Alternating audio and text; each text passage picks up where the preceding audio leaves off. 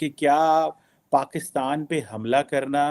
do you think that this is a normal approach what the Indian political leadership is thinking कि गिलगित बल्तिस्तान हम by force लेंगे? ये जो मोदी की हुकूमत है, मोदी सरकार है, ये जो भारत की पार्लियामेंट की एक करारदाद है जो कि 22 फरवरी 1994 को अडॉप्ट हुई थी, और जिसमें बहुत सी और बातों के अलावा ये भी कहा गया था कि जो आज़ाद जम्मू और कश्मीर है, जिसे भारत पाकिस्तान ऑक्युपाइड कश्मीर कहता है, वो भी हम लेकर रहेंगे और गिलगित बल्तिस्तान भी लेकर रहेंगे, वो उस रेजोल्यूशन का हिस्सा है। तो उन्होंने उस रेजोल्यूशन का रेफरेंस दिया और साथ में फिर ये कहा कि अब हमारा जो है शुमाल की तरफ, नॉर्थ की तरफ हमारा सफ़र जारी हो चुका है और अब हम गिलगित बल्तिस्तान भी लेकर रहेंगे। लेकिन जो आज का वाक़या है मेरे ख्याल से डूब मरने के लिए काफ़ी है, बाकी का मुझे नहीं पता कि किसी की सेहत पर कोई असर होगा कि नहीं होगा। इस वक्त एक वायरल हुई है वीडियो जिसमें जब हमारे फयाजुल हसन चौहान साहब,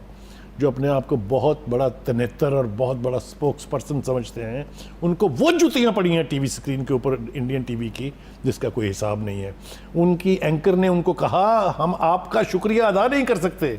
क्योंकि पाकिस्तान की फ़ौज और ISI के साथ जो आप कर रहे हैं ये तो हम अरबों रुपया लगा के नहीं कर सके, और वह ही कर रहे हैं बेगैरतों की तरह से।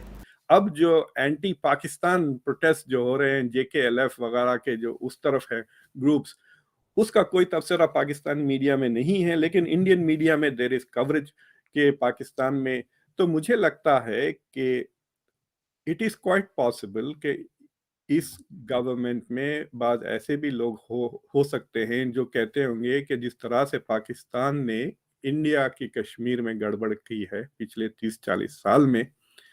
हमको तो कुछ प्लान बनाने की भी जरूरत नहीं है। उन्होंने जो जो यहाँ किया हम वो चीजें वहां कर सकते हैं। तो अगर आजाद कश्मीर में पाकिस्तान के खिलाफ प्रोटेस्ट इस हद तक बढ़ जाते हैं कि इंटरनेशनल इंटरवेंशन की डिमांड होने लगी और पाकिस्तान की मिलिट्री उसी तरह से जुल्म करने लग जाए गिलगित में जिस तरह उन्होंने बांग्लादेश में किया था 1970s में, तो India will have a legitimate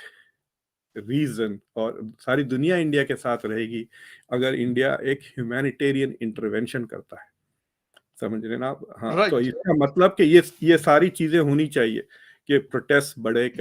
आजाद कश्मीर में, पाकिस्तान की फौज फिर जुल्म करे पब्लिक पर, फिर ये इसकी सारी खबर दुनिया को मिले और दुनिया से डिमांड हो कि कुछ करे UN, तो UN कुछ नहीं करेगा तो फिर India will take unilateral action. तो ये तो बड़ा लंबा सिलसिला है। लंबा सिलसिला है और इसके लिए पहले ग्राउंड तैयार करना और फिर वहां पे तो ग्राउंड मुझे लगता है कि तैयार हो रहा है। ये ग्राउंड इंडिया में पहले पब्लिक को बनाना है,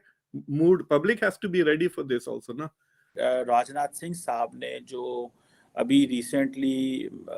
एक आई थिंक इन्फेंट्री डे था, उस पे उन्होंने बात की पाकिस्तान के हवाले से कि हम गिलगित भी ले लेंगे,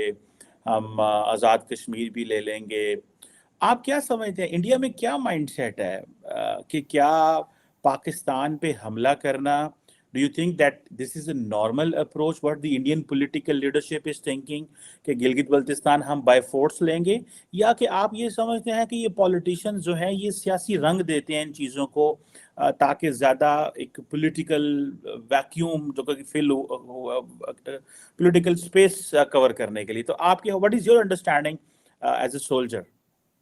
देखिए चीमा साहब, सबसे पहली बात तो ये है कि हमें देखना चाहिए कि कौन बोल रहा है। जहाँ तक श्री राजनाथ सिंह जी का सवाल है, वो हमारे रक्षा मंत्री जी हैं और साथ में ही वो एक ऐसे पॉलिटिशियन है जो कभी भी एक शब्द भी उनके मुंह से कोई ऐसा नहीं आता है कि कोई कंट्रोवर्शियल हो, या कहने का मतलब है वो बहुत चुन के अपना जो शब्दों का यूज करते हैं। और जिस स्पीच की आप जिक्र कर रहे हैं उसमें तकरीबन 1 घंटा 20 मिनट तक है और उसमें उन्होंने लिखित स्पीच पढ़ी है, मतलब लिख के लेकर आए थे और लिख के देख के वो बोल रहे थे। ये भी नहीं है कि उन्होंने एकदम मन में जो बात आई है वो बोले, तो उन्होंने एक सोची समझी स्पीच है। और मैं ये मानता हूं कि ये जो स्पीच है सिर्फ जो आगे बैठे थे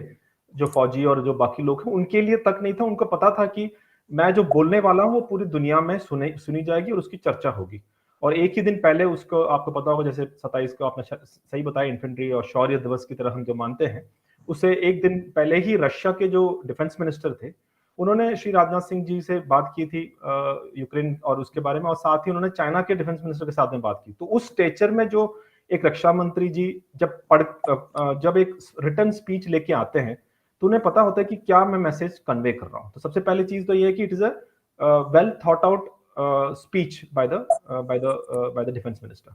तो इन्होंने क्यों बोला, अब ये बात है कि क्या बोला और क्यों बोला, और ये ऐसी क्या चीज है जो बाकी जो पॉलिटिशियंस, आपकी बात मैं मानता हूं कि बीच बीच में ऐसे स्टेटमेंट्स आते रहते थे, पहले भी आया हुआ है, अभी भी आया है, तो उसमें क्या ऐसी चीज है जो मैं देख रहा हूं थोड़ा डिफरेंट है। इसमें श्री राजनाथ सिंह जी ने क्या एक ऐसी चीज कही है कि हमारे देश में, जैसे भारत में, और जो भारतीय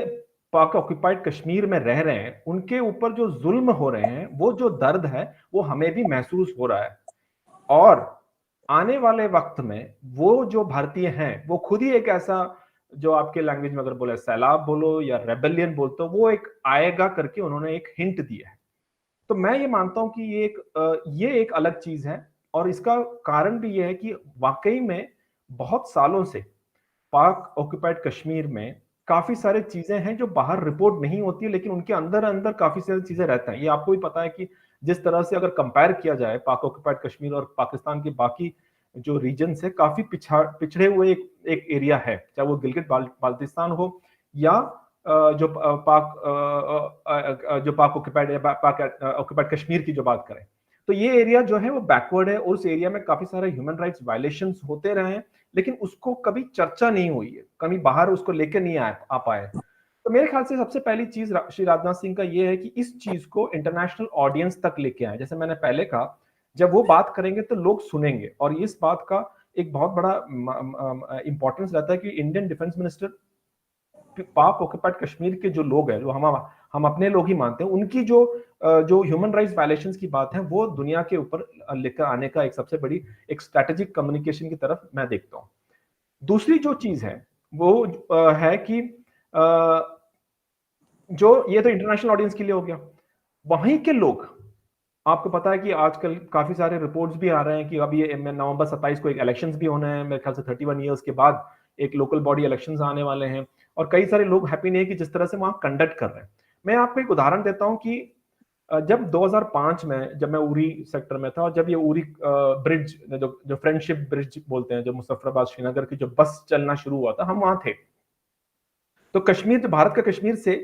पाक ऑक्युपाइड कश्मीर की तरफ भी लोग गए थे, और वहां से इस तरफ भी लोग आए थे। तो जब हमारे यहाँ से जब लोग गए थे और जब वापस आए, उन्होंने बोला कि साहब अब हमें कभी भी उधर मत भेजना, हम यहीं पर खुश हैं, हमने देख लिया कि वहां पर